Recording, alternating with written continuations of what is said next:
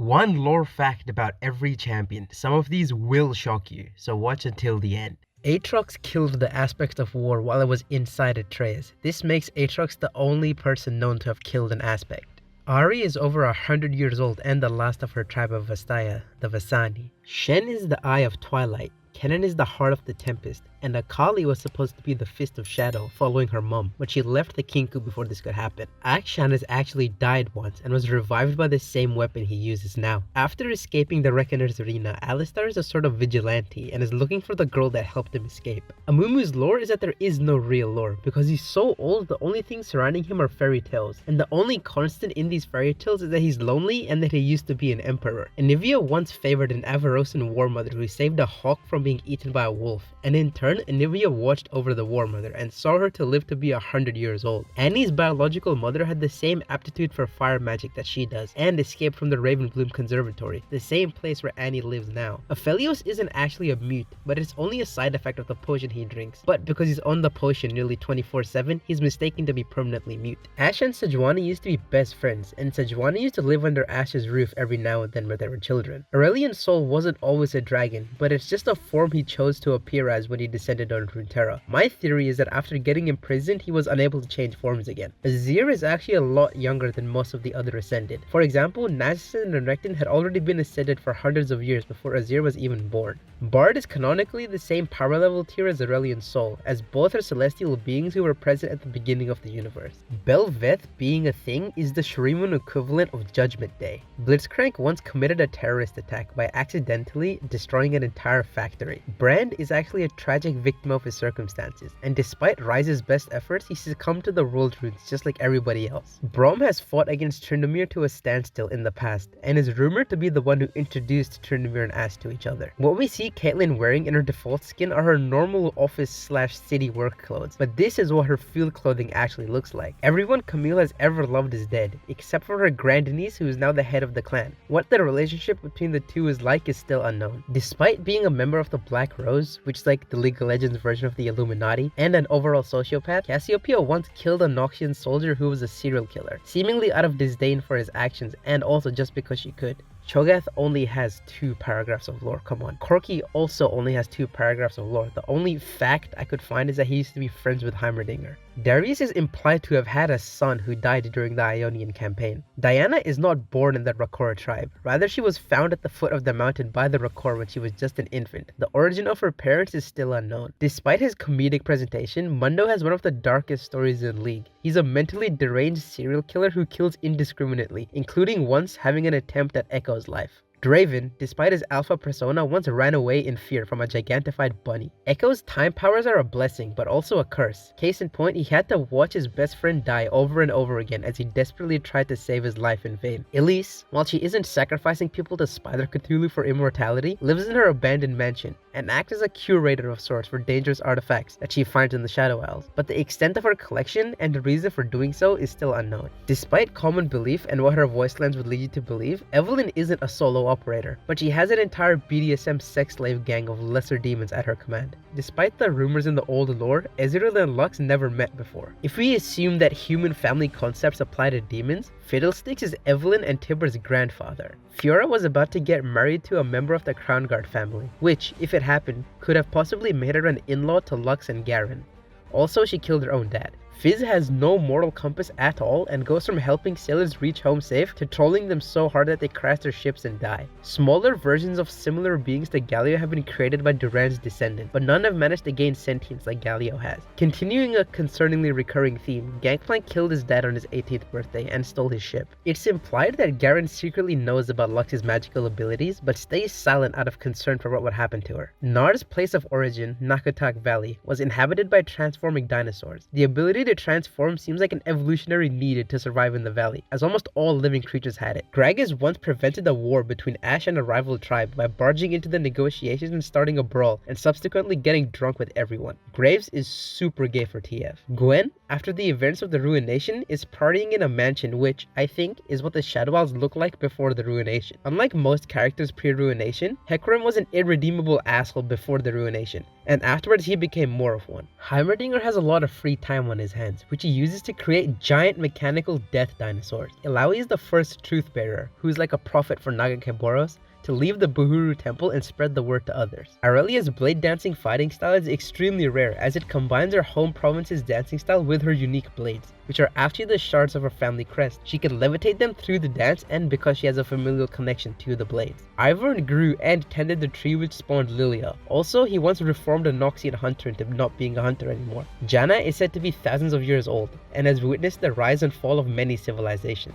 Jarvan was taught everything he knows about combat by Xin Zhao, who is like an uncle to Jarvan. Jax is extremely strong, like really strong, to the point where he may not even be a human anymore. He's the only recorded instance of a human ever killing an Ascended. Jace, unlike what Arcane would have you believe, is a massive dickhead, Elon Musk style. He berates people for being less smart than him, though Riot has tried to like pseudo-retcon this through his voice lines in Legends of Runeterra. Jin gets his weapons from this lady, called the Maker. How he got out of prison and the Maker's reasons for helping him are still unknown. Jinx once snuck into a wedding and then proceeded to trash the whole thing, using her wedding dress to hide her weapons. Kaisa, despite what her in-game dialogue would have you believe, is a cold-blooded murderer. She straight up killed a guy who didn't listen to her, telling him to abandon his village because it was about to get attacked by Voidborn. Callista is Viego's niece, which makes her Vladimir's grandniece or possibly granddaughter. Karma's name isn't actually Karma, but Darha. Karma is the name of the spirit inside the girl. Karthus as a human child was extremely weird and concerningly fascinated with death, to the point where he faked his own death and funeral to see how people would react. Kassadin is Kaisa's father, but Kaisa doesn't seem to remember him. Katarina is Cassiopeia's older sister, and whereas Cassiopeia took after their mother, Katarina is very much her father's daughter. To those people who aren't into the lore or newer players, Kayle very much looks like the good guy out of the two sisters, but she continues the trend I mentioned before and was also responsible for her father's death, even though it was indirect and it was in a fit of rage. Despite his looks and dialogue, Kayn is actually a pretty chill dude. He's loyal to Zed and gives him level-headed advice when he thinks it's necessary. The whole edgelord only comes out when he's wielding Rast, and so does the deformity on his arms. Kennen is the only ever Heart of the Storm. The title of Eye of Twilight and Fist of Shadow is passed down, but Kennen has kept his title for hundreds of years. Kha'Zix is a lot less animalistic than his appearance would lead you to believe. In an encounter with Rengar, Kha'Zix purposely ignores Rengar's presence until he's close enough to hit him, effectively feinting and baiting him like a human would. Kindred once indirectly cursed a play, whose ending wasn't written because the writer died before she could finish it. An interpreter of the play thought that it was the writing of the play itself that killed the original playwright, and when the interpreter tried to remake the play, his troupe of actors was implied to have died. Kled has, according to him, been in every single Noxian war campaign ever, including the Ionian campaign. Kog'Maw, again, he's one of those 2-paragraph Andes, he has nothing I can say about him. The Cobra Lion that K'Sante fights in his cinematic and in his story is a Bakai, which is what becomes of someone after a failed ascension. This Bakai in particular was made by Zerat's powers. LeBlanc has been around since the founding of Noxus and was one of the forming members of the Black Rose. Her real origins are still completely unknown. Lee Sin was blinded by his own overuse of the Spirit of the Dragon, which is one of the most volatile and powerful spirits in Ionia. We all know that Leona has strong romantic feelings for Diana, but what's stronger than her feelings is the brainwashing that she's undergone ever since she was a child. Rather than seek out Diana and talk to her, Leona wants to save her from her heresy. Lilia is technically a plant because she grew out of a seed that fell from a tree. Lysandra and her Frostguard kidnap and freeze people so they can permanently dream in a chasm where the Watchers are imprisoned, keeping them asleep for longer and stalling out the end of the world. Before the events of the Ruination and Viego's return, Lucian would travel to Bilgewater to help the locals fight the Harrowing. One ritual he would do is sewing the eyes and mouth shut of the deceased to ensure their souls wouldn't be taken by the Harrowing. Lulu was the one responsible for gigantifying the bunny which almost killed Draven. Lux is the only person in Demacia who knows that Galio can move. Others simply think he's a statue. Malphite actually shares a loose connection to Ezreal, because Malphite is a chunk of a weapon created by the Ascended Mage Nazuk, whose gauntlet is the one that Ezreal had. Malzahar actually has a similar philosophy to Aatrox. Both want to bring about the end of the world in the hope that it will bring an end to their suffering. Whereas Aatrox wants to end his own suffering, Malzahar wants to end everyone's suffering, Thanos style. Maokai was kept from the Ruination the same way Yorick was, because of the Waters of Life. Whereas Yorick had a vial of the waters, Maokai's being is laced with it. making him immune to the ruination's effect. In reality, Master G can constantly move at the speed at which he does during Alpha Strike. This is why the Wuju technique was so feared and eradicated during the Noxian invasion of Ionia. After Gangplank's death, Misfortune killed the 4 other gang leaders in a private pirate council who wanted to take over Bilgewater after Gangplank's death. This was her first major move, establishing herself as the new leader of Bilgewater. Mordekaiser used the souls of those he killed to build his empire in the Death Realm. This means that every single soul was useful, everything from a warrior to a brick. Unlike her sister Kael, Morgana wants to understand and rehabilitate sinners and the wicked. Nami once came into contact with the Void on her journey to find the Moonstone. Nasus was ascended in the form of a jackal to symbolize his immense cunning and tactical strength in war. His brother Renekton was given the form of a crocodile for his ferocity and devastating skills as a warrior. Nautilus once attacked the ship that Misfortune was on because the captain of that ship didn't pay the tithe. The tithe is a tribute that you're supposed to pay to Nautilus every time you go out to sea. Nico's shape-shifting powers come from her connection to the spirit realm, allowing her to tap into other people's spirit essence and take on their shape. Nidalee's adoptive cougar mother was attacked by the Kilash, Rengar's tribe, but was saved by Nidalee as she transformed into a cougar and fought them off. Neela is incapable of feeling any other emotion but happiness, regardless of what happens. She has no emotional spectrum left other than the feelings of joy and elation. There used to be an old fan theory that Nocturne was the future version of Zed, who had completely been consumed by the shadow magic. But with the release of the Zed comic, this is likely to stay a theory. According to Legends of Runeterra, Willump is an exception rather than the rule when it comes to Yetis, as most are depicted to be extremely animalistic and hostile. Olaf is such a big dude that some people say that his mother had to have slept with a troll. Oriana once encountered a robot whose speech patterns she mistook for intelligence like her own. However, as the conversation progressed, she heartbrokenly realized that the machine was just spitting out words, not reacting to what she was saying, and she continues to wonder if there are others like her. Ornn once had a group of followers called the Hearthblood, but they all died in a fight between Ornn and Volibear. But some Hearthblood loyalists still remain and are trying to ignite the old ways. Pantheon, or more accurately Atreus, survived a blow from Aatrox that even an Aspect couldn't. That's what the massive scar across his chest is from. Also, one of the residual effects of the Aspect leaving his body was that he ages very slowly. Poppy has been around since the beginning of Demacia and still hasn't found the hero. That's because she is the hero. Pyke's resurrection is a complete mystery because we know almost nothing about what brought him back. We know that it's not Alawi's god and that it's not the Shadow Owls. Kiana has 9 older sisters, but because of her immense talent for elemental magic, she might get moved up in the inheritance line. Quinn's hawk is repeatedly implied to be, or at least be, a reincarnation of her dead brother Caleb.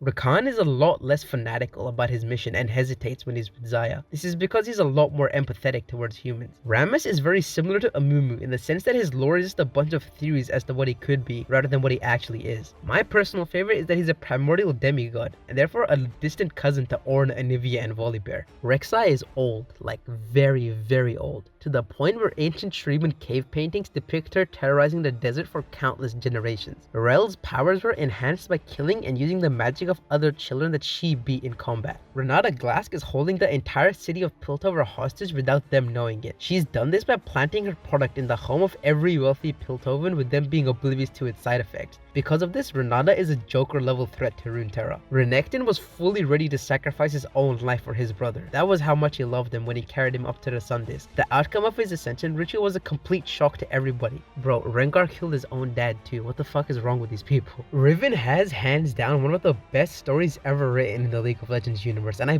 beg you to go read it. It's called The Sisterhood of Battle and it's an absolute banger. Yeah, her fact is that she has crippling PTSD to the point where she accidentally killed Yasuo's master trying to find atonement. Rumble takes part in gladiatorial mech battles in Shurima. Ryze is supposedly just a normal human being, but close proximity to such powerful magic like the world runes has slowed down his aging process. Samira was tasked by the Black Rose to hunt down and bring Rel back to Noxus, but she escaped. Sejuani is, get ready, Udyr's daughter. As of right now, Senna is the highest ranking member of the Sentinels. Seraphine has a pet squirrel slash assistant called Acorn. Also, she rides a scooter. The Vastayan tribe that Set's mother comes from is based on Wolverines. Side note, we never learn who the old guy or the hot girl in Set's splash art are. Shaco only has 1 paragraph of lore. Most possible theory is that he's a demon like Fiddlesticks and Evelyn. Shen was heavily traumatized by Jin's killing spree, and he, Zed, and his dad had to hunt him down, and this ground Shen's usually upbeat personality down into what it is now, being very jaded and stern. This wasn't helped when his adopted brother Zed killed his dad. Shyvana Tristana was actually raised by a human wizard who stole her egg and tried to sell it for exorbitant prices. When the egg inexplicably hatched in his ship and out of the egg came a purple-skinned girl rather than a dragon, he raised her as his own daughter. Singed is a repeat war criminal. His chemical weapons have been used in the Ionian conflict numerous times, most notably at Master Yi's Wuju village. Also, one of the most disturbing stories on Universe is a short story called The Host, which is about Singed trying to merge two human beings into one. I highly recommend reading it. There are actually many more beings similar to Sion who've been revived by a mockery of Vladimir's blood magic called the Grey Legion. They've come to life through the efforts of an old physician named Dr. Eslanger. Sivir is the long descendant of Azir, and her blood spilt at Cassiopeia's hands was what caused the rise of the Shuriman Empire. Many of Skarner's family and friends have been murdered by Camille's family for profit. The Hextech heart that keeps Camille young is powered by a crystal torn from one of Skarner's kind. Sona doesn't actually communicate with telepathy like she does in game,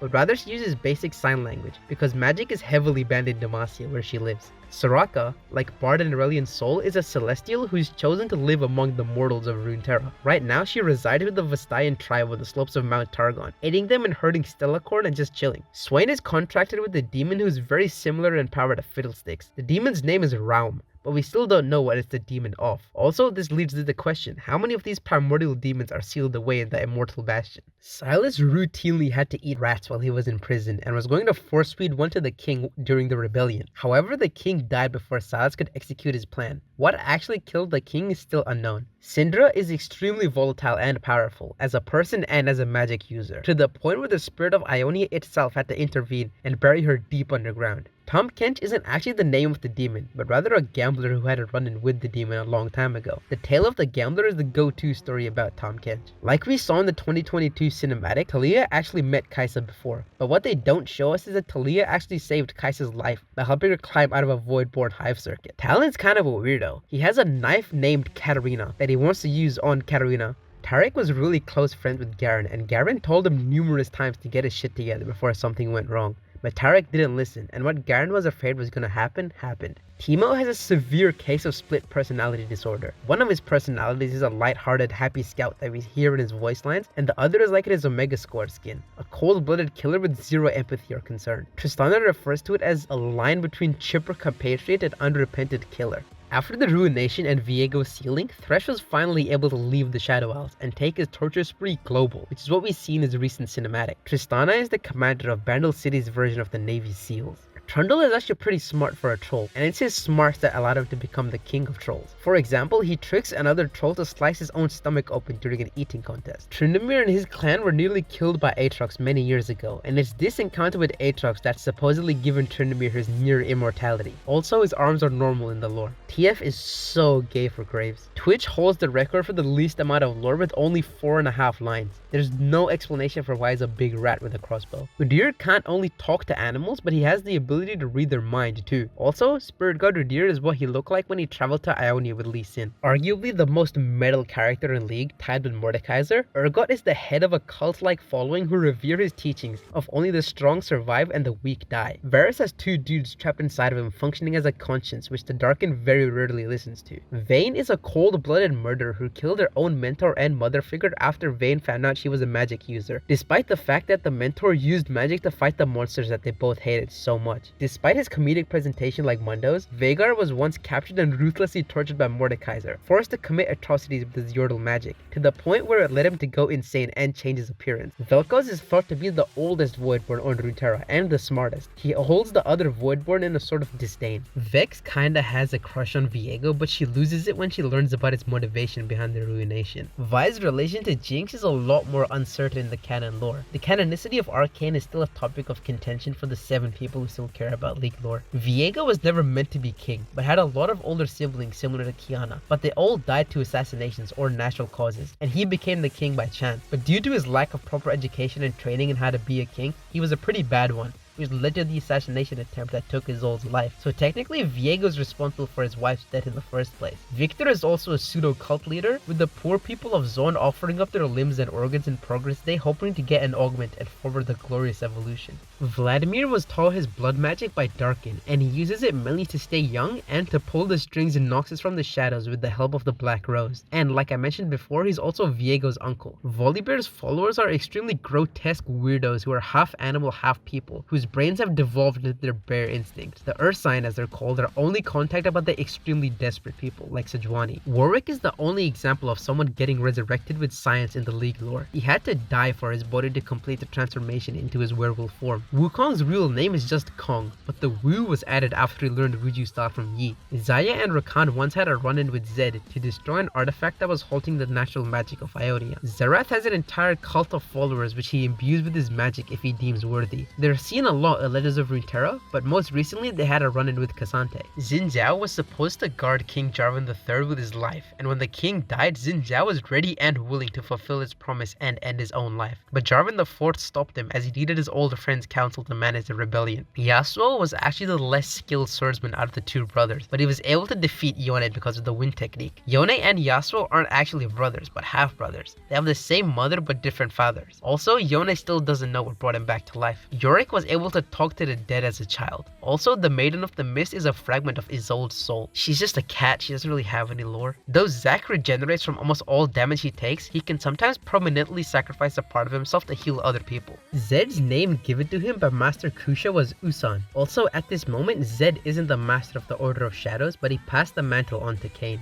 Zeri once met Echo after an altercation at one of Renata Glask's factories, and now they work together to help the people in Zon. Ziggs also only has 2 paragraphs. I think him and Heimerdinger used to be friends or something. Zillion has an entire group of time travelers working together trying to save Ikakia from the void by traveling back in time. Zoe's previous host was the one that Aatrox has beef with, but it carried over because the aspect is the same but the person is different. Zara isn't necessarily evil, but a force of nature like a tsunami or an earthquake. Thank you so much for watching. I tried to avoid the really common, well-known facts, things that you would see in the loading screen, like, oh, Nasus and Renekton are brothers, or Kaisa and Kassadin are related. But sometimes I had to, because some characters don't really have any lore. Send this video to like Necrit or something to make sure I didn't mess something up. But yeah, like and subscribe. New video every week, hopefully, like I said, last video. And check out my other videos, please. Later.